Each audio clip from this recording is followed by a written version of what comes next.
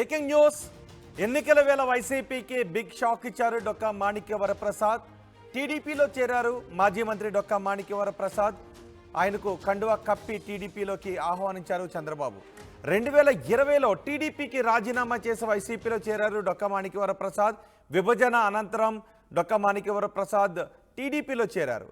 ఆ తర్వాత 2020లో వైసీపీలో చేరారు. ఇప్పుడు మళ్ళీ తెలుగుదేశం తీర్థం పుచ్చుకున్నారు మాజీ ఎమ్మెల్సీ డొక్కా మాణిక్య వరప్రసాద్. వైసీపీలో పదవులకు పార్టీకి ఈ ఉదయమే డొక్కా రాజీనామా చేశారు. వైసీపీలో తాడికొండ సీటును డొక్కా ఆశించారు. గత కొంతకాలంగా పార్టీ కార్యక్రమాలకు దూరంగా ఉంటున్నారు డొక్కా మాణిక్య వరప్రసాద్. ఇప్పుడు టీడీపీలో చేరారు డొక్కా మాణిక్య వరప్రసాద్. దీనిపై మరింత సమాచారం మా ప్రతినిధి రామారావు అందిస్తారు. రామారావు, డొక్కా మాణిక్య వరప్రసాద్ ఈ సమయంలో టీడీపీలో చేరడానికి కారణం ఏంటి? ఎటువంటి హామీతో టీడీపీలో చేరారు? ఇప్పటికే నామినేషన్ల ప్రక్రియ అంతా ముగిసింది. ఈ సమయంలో డొక్కా మాణిక్య వరప్రసాద్ వైసీపీకి రాజీనామా చేసి టీడీపీలో చేరడానికి కారణం ఏంటి?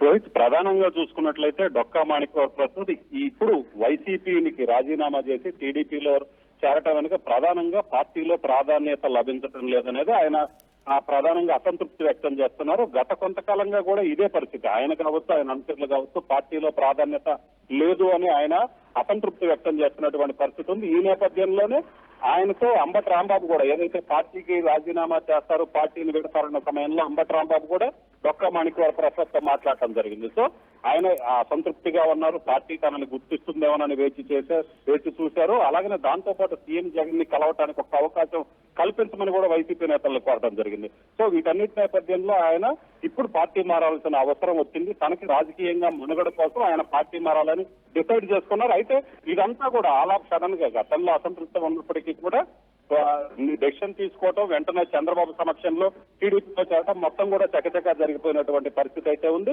అయితే ప్రధానంగా అయితే మాత్రం ఆయనకి తనకు పార్టీలో గుర్తింపు లేదు, వైసీపీలోనే కొంతమంది నేతలు తనకు సీటు రాకుండా చేశారు అనేది ఆయన వర్గీయులు కావచ్చు, ఆయన కానీ ప్రధానంగా చేసినటువంటి ఆరోపణ.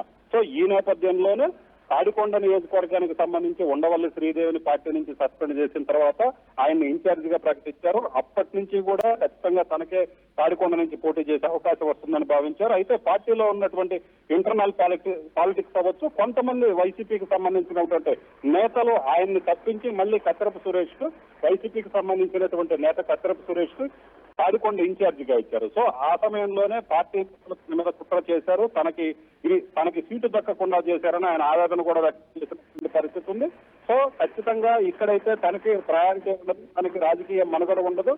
అలాంటి పార్టీలో ఉండటం కూడా ఇక అనవసరం అని భావించినటువంటి పరిస్థితి ఉంది. సో ఈ నేపథ్యంలోనే ఆయన వేగంగా నిర్ణయం తీసుకున్నారు. అయితే ఇప్పటికీ ఈ ప్రస్తుతానికి నామినేషన్లు వేశారు, అన్ని చోట్ల అభ్యర్థులు ప్రకటించినప్పటికీ కూడా ఆయన రాజకీయ భవిష్యత్తుకి చంద్రబాబు భరోసా ఇచ్చినట్టు మనకున్నటువంటి సమాచారం.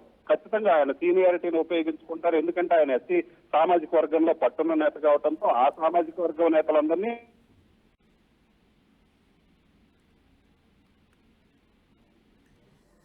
డొక్కా మాణిక్య వరప్రసాద్ వైసీపీకి రాజీనామా చేసి టీడీపీలో చేరారు.